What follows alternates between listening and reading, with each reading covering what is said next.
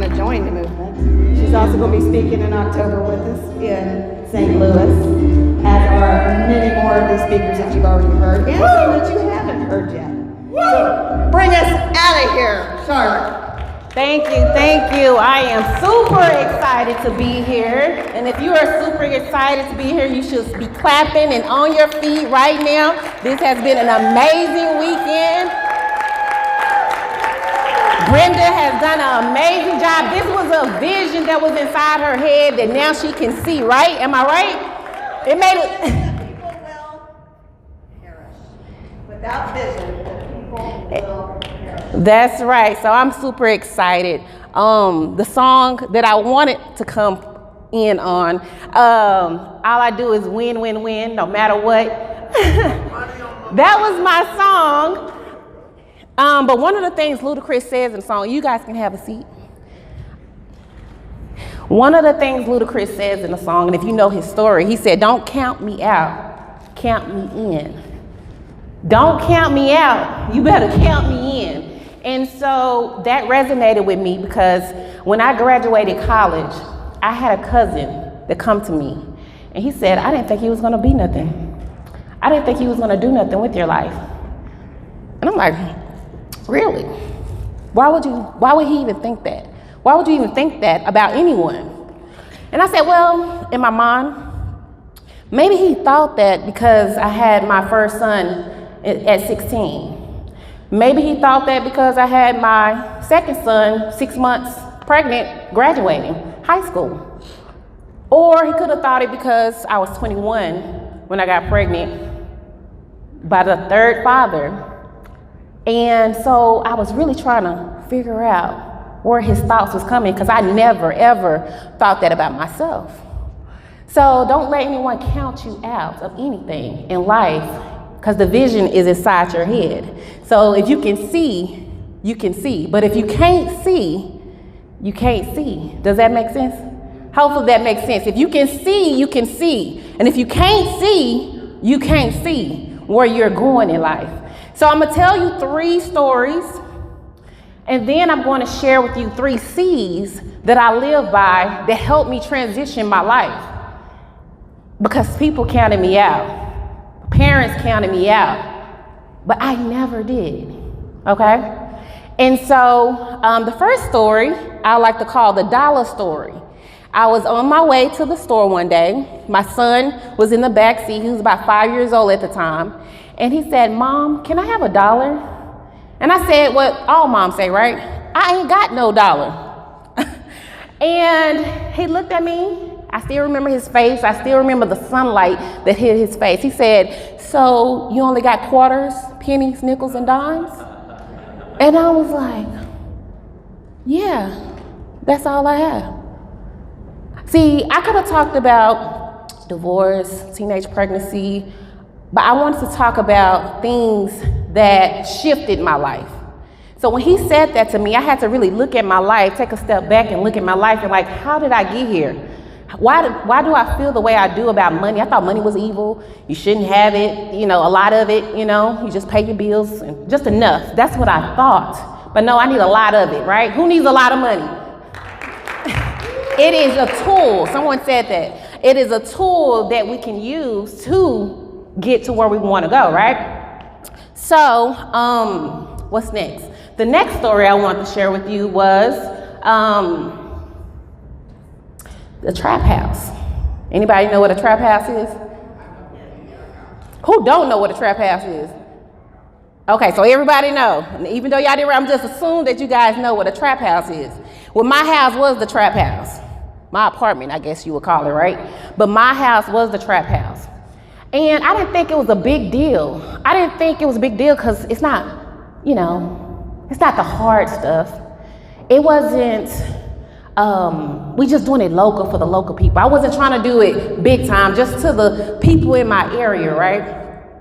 Marijuana, that's what it was at my house, right? And one day, something happened. A guy ran into our house. He was a client, right? He was a client, a customer of ours, and he ran into our house with no shirt on. He was breathing heavily. He was out of breath, and he just came in talking regular. He just in our house, just no shirt on. He just frantically, like, just patting and just, he was just there. Like it was just normal. So I decided to go outside and check on my kids. As I was opening the door, I opened the door, and as I was going outside, there was a police officer at the door with his gun drawn. And I'm like, whoa, hold up. And he said, did a guy just go in? I said, yes, but hold up. My 3-month-old baby is inside and my boyfriend's inside. Hold up. So my boyfriend has on a shirt, the other guy doesn't. So I just looked down on the ground and there was police officers all over the ground with their guns drawn. I looked the other way and there's police officer cars all over. So I said, I gotta get to my kids. That's all I could think about. There was 4 and 5 at the time, and the other two, the oldest two, there was 4 and 5. And all I could think of, how did I get here? How did I let myself get in a situation to put their lives in danger? How did I get here to be able to make decisions that could cost someone their life? Putting them in danger, letting strangers into our home. There was a big wake-up call for me. Can y'all say wake-up call? Wake-up call. That was a big wake-up call for me, which I had to make another decision. I had to leave. So now I'm going to be a mother, raising my kids on my own, and I don't have nowhere to go because he was still going to do what he was doing. But I had to make a decision that left me homeless, right? So, wake-up call. Say it again. The third story I'm going to share with you is the $1 Million Men. Can y'all say $1 Million Men? Yes. So I was at an event similar like this. It was thousands of people there. I was on the front row, and there was a guy who was just sharing his story. He shared his story with us, and he talked about how belief is powerful. And at this time in my life, I was already mentoring youth and doing some things, but I was good one-on-one. But when it came to speaking in a crowd like this, I was like, oh, no. And so he said to me that day, he said, you can borrow my belief if you don't believe in yourself. I was like, what? How can you borrow someone's belief? He was confident. The way he walked across the room, I knew it wasn't because he had $1 million. He was 28 years old. I was 27 at the time. And I'm like, whoa, what did he do to get here? What do he know that I don't know? And so I just said, okay, I'm gonna just borrow his belief, because he was very, very confident. You could just see it as he moved about through the room. And I wanted that. I wanted more confidence. And so sometimes in life, when we have been suppressed so long, we don't know that we have power within us that can come out. And so the 3 C's I want to share with you, I'm gonna tie it all to the stories, is clarity. I was clear that I didn't want to be in that situation anymore. I was clear that I wanted more out of life. I was clear that I wanted more money for my family, right? Because my son wanted $1 and I didn't have $1 to give him. So as I continue with clarity for me was sitting still. How many of y'all like being by yourselves? Some people, it is hard for them to be alone, but that's when revelation comes. So just imagine if you're going down the street, you don't have your cell phone, and someone invited you to their party, right? And they tell you the directions, and you're on your way. It's an hour drive, but it's been 2 hours, and you still haven't found the place. Are you going to continue to drive around, or what are you going to do? Stop and get directions. So everyone that spoke here today, something happened in their life where they got a mentor, they read a book, they did something to where, hey, I don't like the direction that I'm going, let me stop. And that's what we have to do in any area of our life, whether it be our faith, our fitness, our finances, our fun, whatever that may be for you, you have to stop and pay attention to where you're going. What do you want? I had to really think about, what do I want? What do I want out of life? And that's what I'm asking you today. So when you leave here, something is going to happen. You heard everything everybody said, right? You have what you think you know you have, as far as going back out of here and saying you're going to do this, and you got your goals, and you got a high right now, right? So here's the thing. When you leave here, I want you to know that life is still going to be out there. How you left your home is still the same. So you're going to have to use the words that you heard on this stage today. You're going to have to put them in action. That's what I mean by use the words, right? And so life has a way of showing us, stopping us, so we can get clear. Whether it's through a friend, whether it's through a loss of a job, whether it's that divorce, whatever it is, it has a way of stopping you.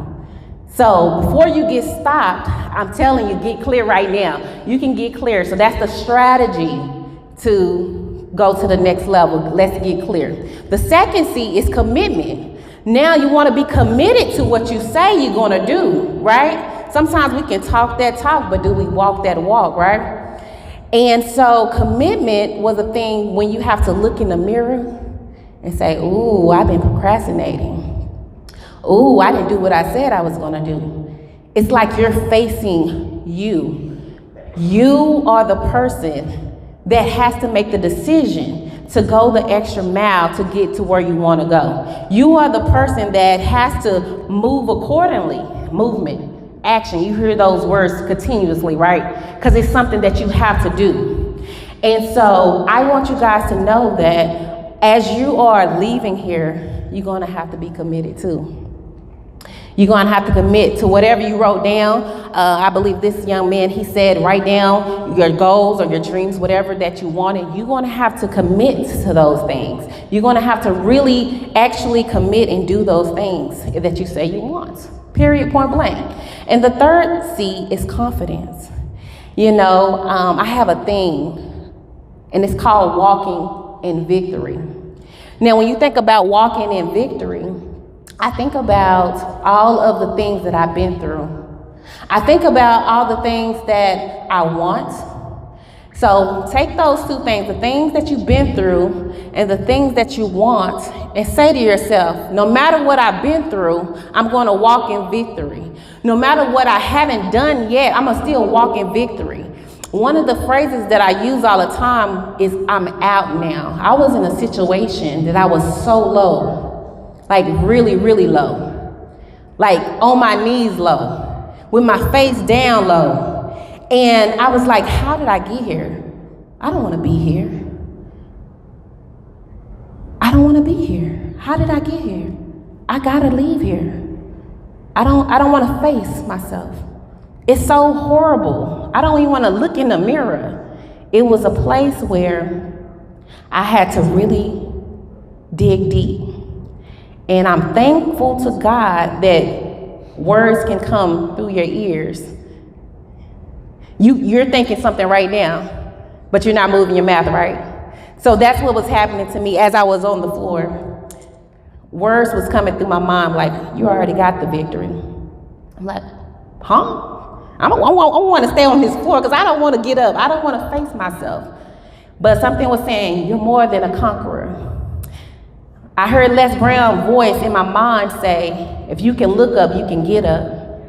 All this was going on while I was on the floor. My sister that I take care of my oldest sister. She's 39, she'll be 40 tomorrow. And so the party's gonna continue in Dallas, Texas when I get back home.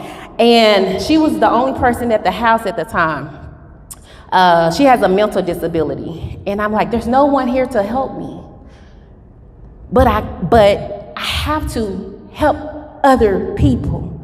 I have to help other people. So I gotta get up off this floor. I have to look in the mirror. I have to figure out how I got myself in this situation because I can get out of the situation. Now there's a book that I read and it says that a man died and he rose again. And I'm like, surely if he died and rose from death, right?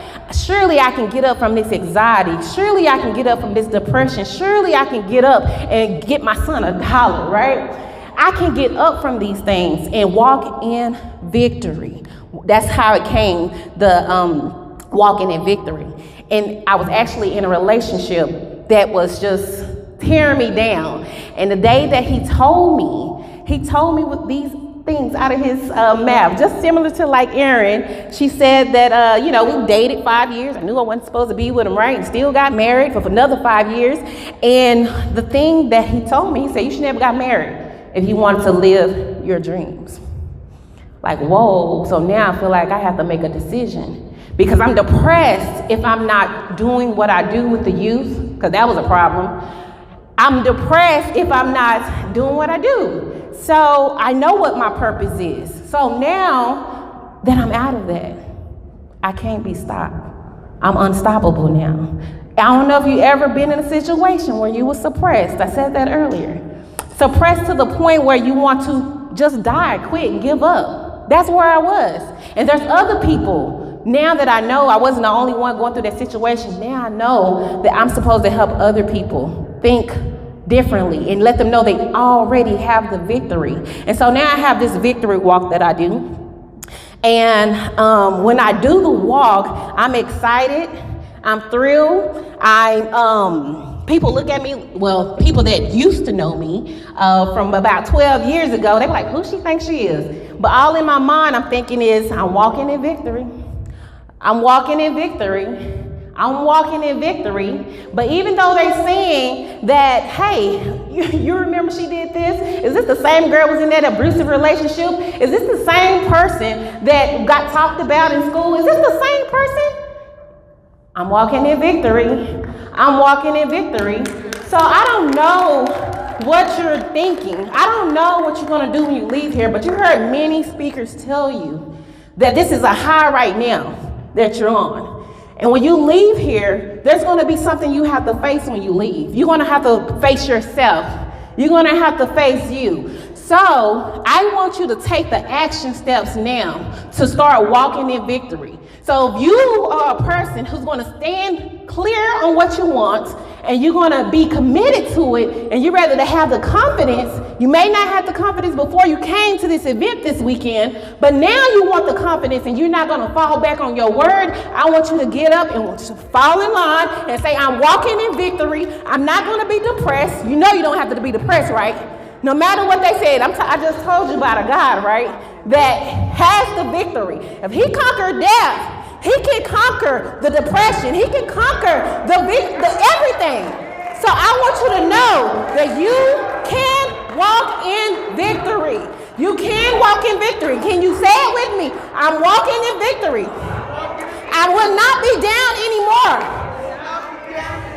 I have the victory already. Y'all not acting like it. Are y'all acting like it? Y'all walking like it? Are y'all talking like it? This is the action step that you're going to need from when you leave here. This is the first action step. Because when you leave here, it's going to still seem like everything's the same. No, nothing's the same because you're walking in victory right now. This is the victory walk that you're doing. This is the victory train that you're doing. Look at everybody. Life is real. I was in a real sunken place. Every speaker that you heard this weekend, they was in a different place. But guess what? They have rewritten the script of their life. They have rewritten the script of their life. I want you to think about that. How you can rewrite your script. And you can live whatever life you want. This is from today. No matter what happened this morning, you can rewrite the script of your life. I want you guys to know that. I'm Charlotte the Challenger, and I'm challenging every single one of you to walk in victory. When you get off the toilet, I want you to say, I'm walking in victory. When you go into your kitchen, you're walking in victory. All the time, you're walking in victory. I'm serious, you guys, because it's not going to feel like you got the victory. You're not going to feel like it all the time, but you already have it. So stand on that. Does it take all this? Yes, it takes all of this. Because that place was real. That's a real, some of you been there. A real place where, hey, why am I here? You are here for a purpose. And if you never had a situation that had you there, if you never had a situation like that where you're supposed to be helping others because other people are hurting, so you can walk in victory in your organization skills, you can walk in victory with your education, you can walk in victory whatever you're good at, you can walk in that victory to help someone else. So you heard all the stories from this past weekend. So I want you to know that love is real. I love the fact that love was talked about this weekend. I love Brenda's story. This is a vision that she had. So you have something in here, in your mind. I don't know what it is, if it's a business or you want to get that promotion or that job. Walk in victory in that. Period, point blank, no matter what. The people that you're going to go back home to, they was not here. They're going to be like, what you finna do? Walk in victory? Because they know what you've done. They know your past. They know all the dirt. But you're walking in victory, so stay connected with everybody. I'm Charlotte the Challenger. All things are possible with God. I used to stutter, but now all I do is win, win, win, no matter what. Well, give it up.